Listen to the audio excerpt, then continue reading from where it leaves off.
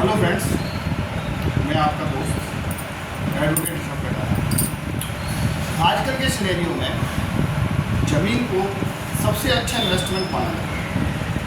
अब ज़मीन कैसे खरीदें, कहाँ खरीदें, कैसे उसके दस्तावेज चेक करें, तो ये सबसे बड़ा सवाल हमारे सामने आता है।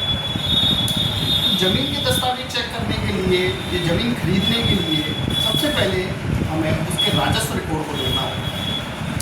अब ज़मीन दो प्रकार से होती है, या तो ज़मीन एग्रीकल्चर पे ज़मीन होती है, या ज़मीन आबादी की ज़मीन होती है, या ज़मीन कॉमर्शियल ज़मीन होती है। यदि आप एग्रीकल्चर ज़मीन कहीं खरीद रहे हैं तो उसके राजस्व रिकॉर्ड को चेक करना अत्यधिक आवश्यक है। जिसे राजस्थान में देखा गया है तो 13 डिस्प्ले से नीचे किसी भी प्रकार का म्यूटेशन नहीं किया जा सकता। इसके लिए सावधानी रखना, ज़मीन के लिए सावधानी रखना अत्यधिक आवश्यक हो गया है। तो सबसे पहले अपन राजस्व रिकॉर्ड को अपन ज़मीन के को संबंधित तहसील में खसरा नंबर के अनुसार ट्रेस कर सकते हैं कि यह खसरा नंबर जहाँ ज़मीन बताई जा रही है नक्शे में भी उसी जगह ज़मीन है या नहीं।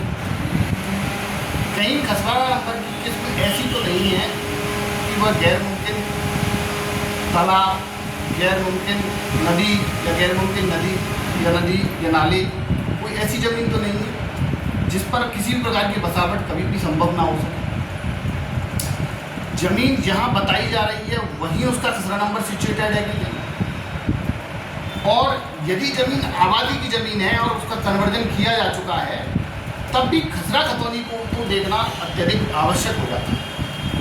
जब हम कहीं भी प्लॉट, मकान, दुकान लेते हैं तो एक रजिस्ट्री जो होती है वह जो राजस्व काश्तकार है, जो सबसे पहले उस ज़मीन का काश्तकार रहा है, उससे लेकर जो अंतिम रजिस्ट्री है जिससे आप ज़मीन लेने वाले हो, उसके चेन डॉक्यूमेंट्स की आवश्यकता होती है। तो वो चेन डॉक्यूमेंट्स को लेना कभी भी ना भूलें और हमेशा उप रजिस्ट्रार के ऑफिस में जाके उस संबंधित हल्का पटवारी से मिलके जहाँ आप ज़मीन खरीद रहे हैं उसकी जानकारी ले ली जाती है।